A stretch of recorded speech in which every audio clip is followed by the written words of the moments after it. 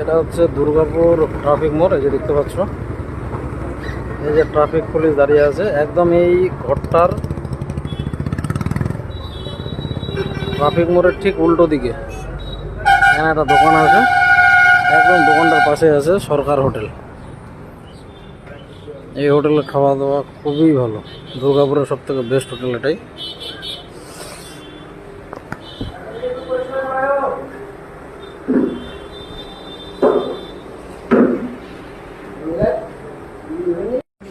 এখানে শুধু একজন না, ফ্যামিলি মিলে সবাই খেতে আসে আর কি।